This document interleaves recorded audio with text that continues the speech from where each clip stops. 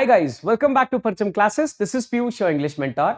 आज से हम शुरू कर रहे हैं इडियम्स एंड फ्रेजेस की इस सीरीज को, जिसमें हम 3 क्लासेस में कवर करेंगे 30 most important idioms. Most important का मतलब यह है कि आपके एग्जाम्स में ये मल्टीपल टाइम्स रिपीट हुए हैं और आगे आने वाले एग्जाम्स में इनकी रिपीट होने की प्रोबेबिलिटी बहुत ज्यादा है as compare to other idioms. तो इन 30 इडियम्स को हम देखेंगे और मैं कोशिश करूंगा आपको बिना याद किए मैं ये इडियम्स याद करा दूं। आपको सिंपली क्या करना है, वीडियो को पूरा देखना है, प्रॉपर्ली वो चीजें सुननी है, समझनी है जो मैं बताऊंगा। राइट, चलिए शुरू करते हैं आज की क्लास को। देखते हैं कौन से इडियम से हमें शुरुआत करनी है।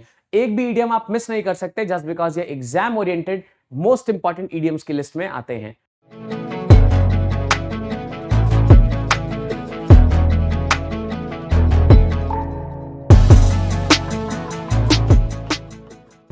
फर्स्ट इडियम है जिससे हमें शुरुआत करनी है, this would be all at sea. Multiple times repeat हुआ है ये इडियम, ध्यान रखना पड़ेगा ऑल एट सी। चलिए इसको याद कराने की कोशिश करता हूं। देखिए ये एक सी है, सी यानी कि समुद्र जिसको बोलते हैं, दिस इज सी। आप यहां पे फंसे हुए हो, आप यहां पे हो। अब ये कंडीशन ऐसा है कि एकदम काली रात है, कोई स्टार्स नहीं, कुछ भी नहीं इंडिकेशन के लिए, दूर दूर तक आपको कुछ नहीं दिख रहा है और ये समुद्र बिल्कुल ब्लैक सा आपको दिख रहा है। अब आपकी कंडीशन क्या होगी, आपको समझ में नहीं आएगा कि आपको इधर जाना है, इधर जाना है, इधर जाना है या किधर जाना है। एक कंफ्यूजिंग सा स्टेट हो जाएगा। आपके पास कोई डिवाइस भी नहीं जिससे आप मॉनिटर कर पाओ कि मुझे किस डायरेक्शन में जाना है। अब क्या हो गया, आप कंफ्यूज हो जाओगे कि मुझे किस तरफ जाना है, मैं किस तरफ जा रहा हूं। क्लियर है? ये वाली कंडीशन कब होगी, जब आप अकेले होगे और बाकी सारी तरफ क्या होगा, सिर्फ समुद्र ही समुद्र, यानी कि सारा सी ही सी इधर उधर होगा। तो ऑल एट सी का मतलब क्या होता है, ऐसी कंडीशन जहां पे सिर्फ आप हो और बाकी सारे तरफ क्या है, सिर्फ समुद्र है। कैसे हो जाओगे आप, कंफ्यूज हो जाओगे, परप्लेक्स्ड हो जाओगे या पजल्ड हो जाओगे। बात समझ आ रही है? मीनिंग क्या निकलता है ऑल एट सी का?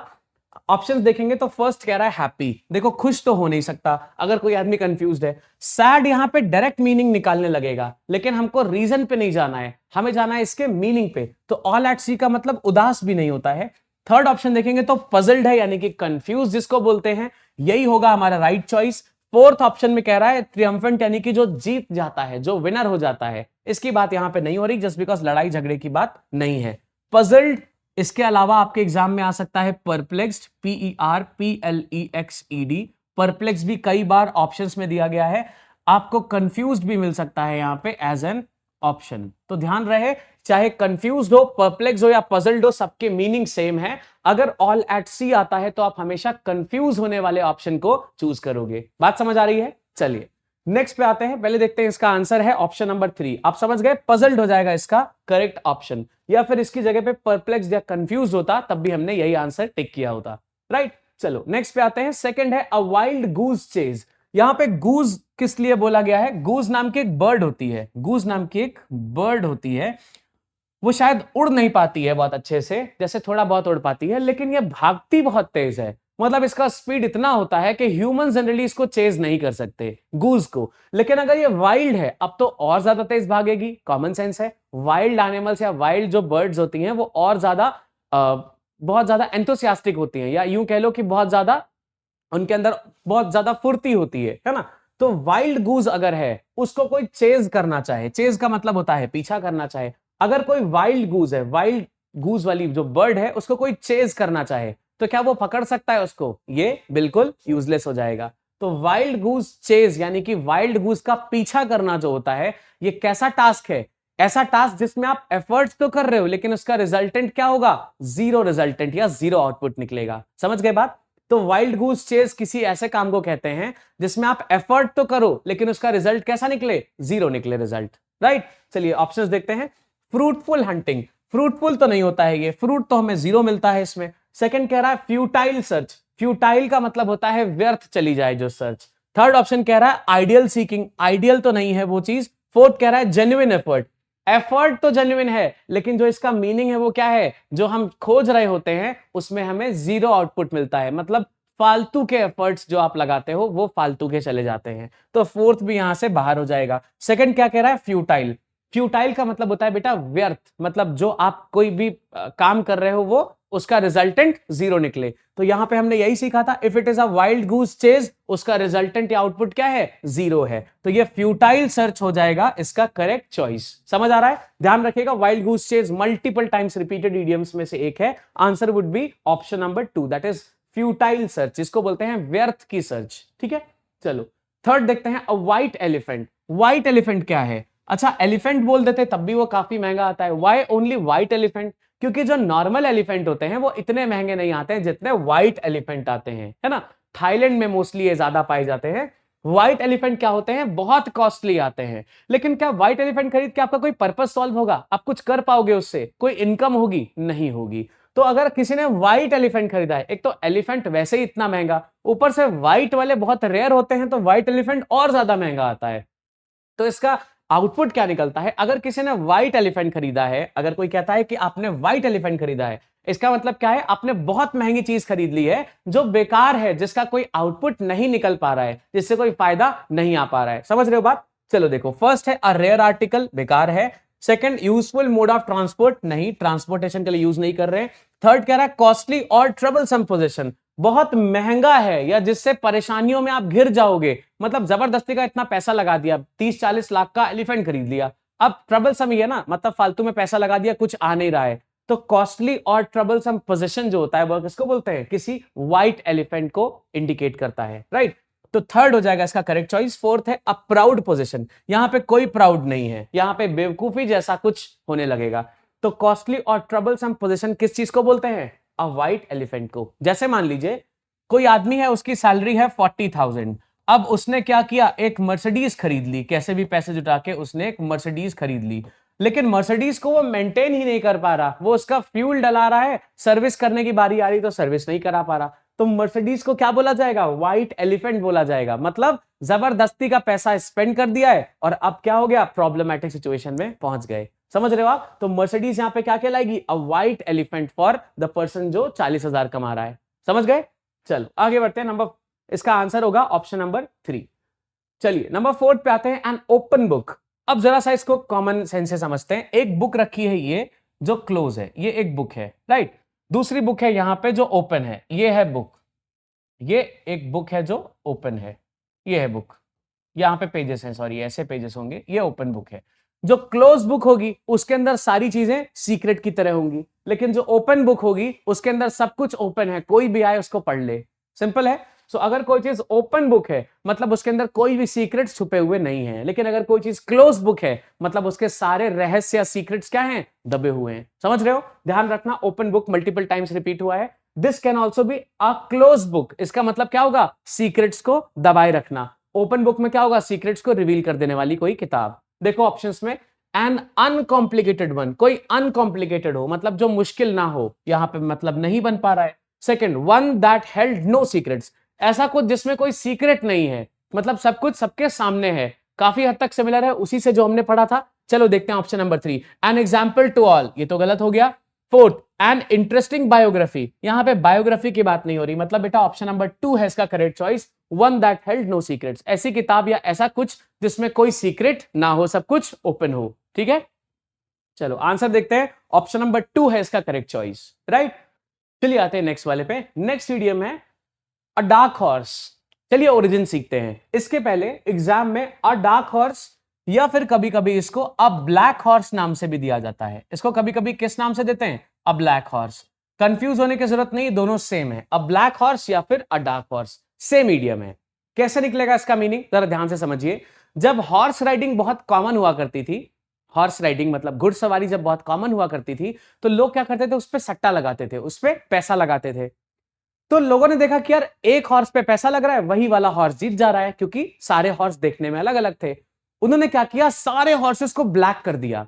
सारे हॉर्सेस पूरे लाइन से ब्लैक, प्योर ब्लैक, किसी में कोई डिफरेंस नहीं समझ में आ रहा था। तब लोगों ने क्या नोटिस किया कि जो डार्क हॉर्स या जो ब्लैक हॉर्स है, उसमें सारे जब एक तरीके से लगते हैं तो हॉर्सेस की जो कैपेसिटी या कैपेबिलिटी है वो नहीं पता चल पा रही है। मतलब उसी में से कोई एक हॉर्स होगा जो जीत जाएगा, वैसा ही सेम दिखने वाला हॉर्स हार जाएगा। तो डार्क हॉर्स या ब्लैक हॉर्स तब से किसी छुपा रुस्तम चीज को वो बोलने लगे। आप समझ पा रहे हो? डार्क हॉर्स या ब्लैक हॉर्स तब से किसको बोलने लगे?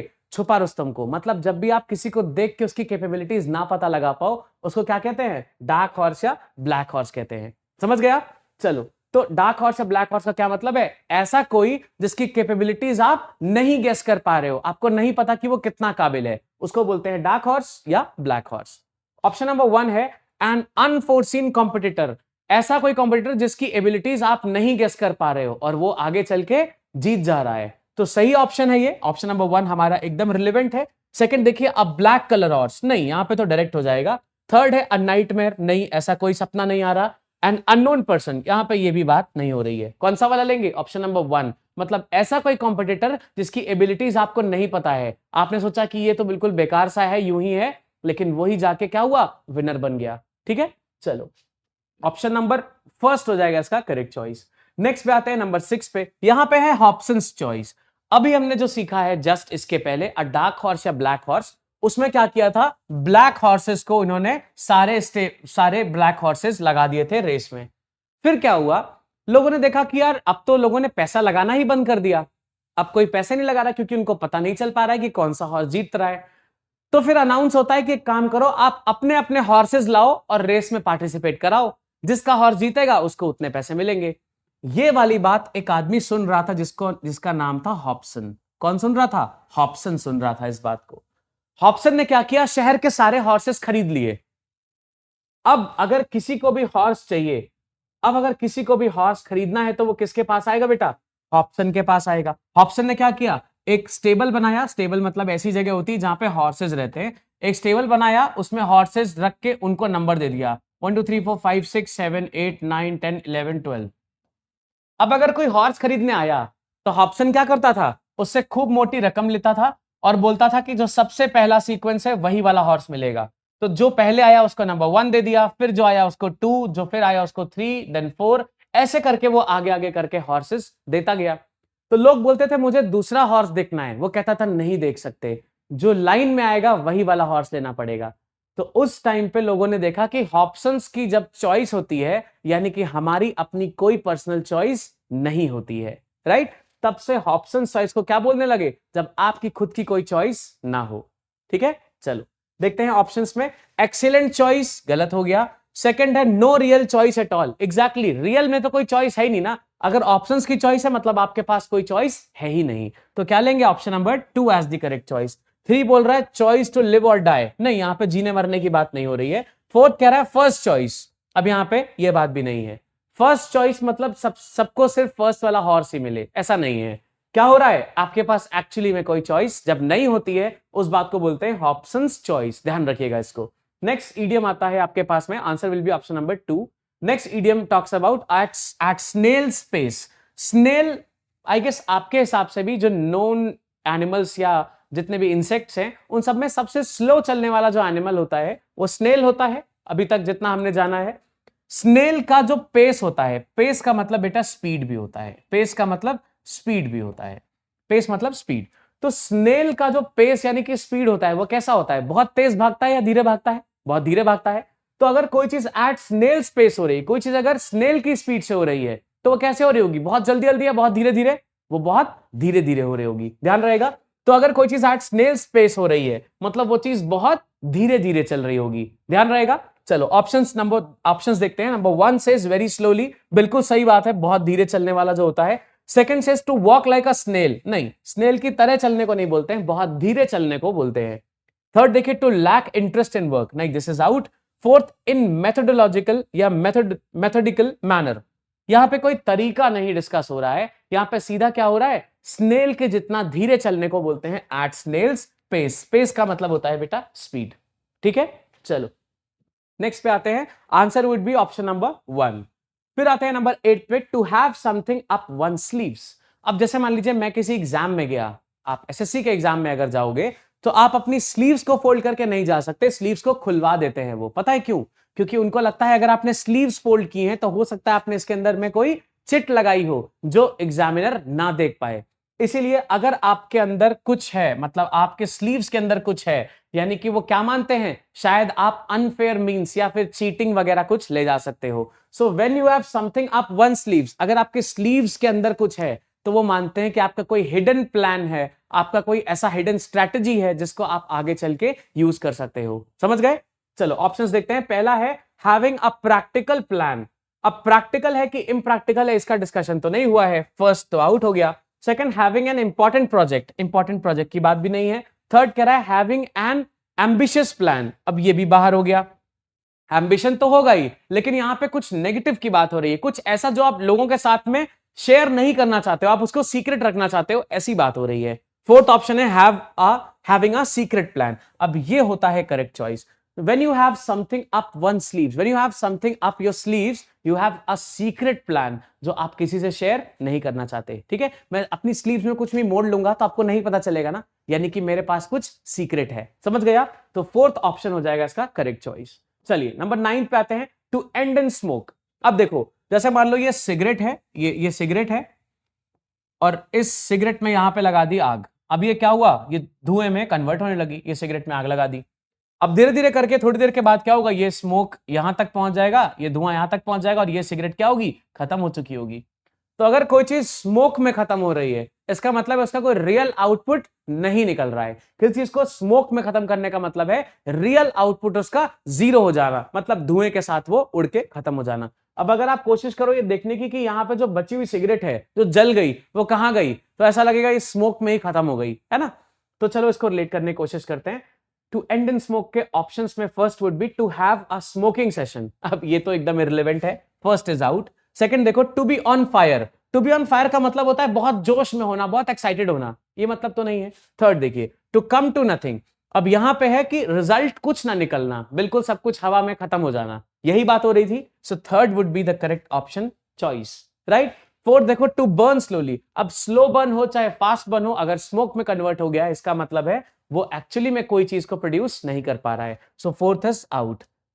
टू एंड इन स्मोक का मीनिंग क्या लेंगे, टू कम टू नथिंग, मतलब कोई रिजल्ट ना निकलना जिसका, या फिर रिजल्ट कैसा निकलना, जीरो रिजल्ट निकलना। ठीक है, चलो answer would be option number 3। Last idiom for the day देखते हैं, हरक्यूलियन टास्क। हरक्यूलिस कौन थे? हरक्यूलिस का नाम लेते ही आपके दिमाग में या तो हरक्यूलिस की साइकिल आती है, या फिर आपके दिमाग में आता है वो योद्धा जो बहुत स्टडी बहुत स्ट्रांग हुआ करता था, है ना।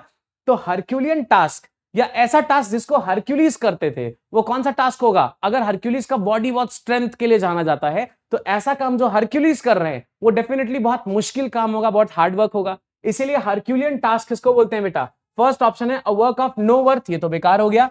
सेकंड, एन एफर्टलेस जॉब, जिसमें कोई ताकत ना लगे, ये हरक्यूलियन टास्क नहीं होगा। थर्ड कह रहा है a work requiring very great effort, definitely बहुत ज्यादा जिसमें मेहनत या ताकत लगती है उसको क्या बोलते हैं? Herculean task. तो third is the correct choice. Fourth बोल रहा है a work requiring very great intelligence. अब यहां पे दिमाग की बात नहीं हो रही है, फिजिकल स्ट्रेंथ की बात हो रही है, इसलिए फोर्थ बाहर है। हम क्या लेंगे? Option number 3 as the correct choice. Clear है बात? So answer would be option number 3। I hope you got this 10 idioms easily, ये सारे याद भी हो गए होंगे। नेक्स्ट क्लास में डिस्कस करेंगे 10 more idioms। Till then keep watching, thank you.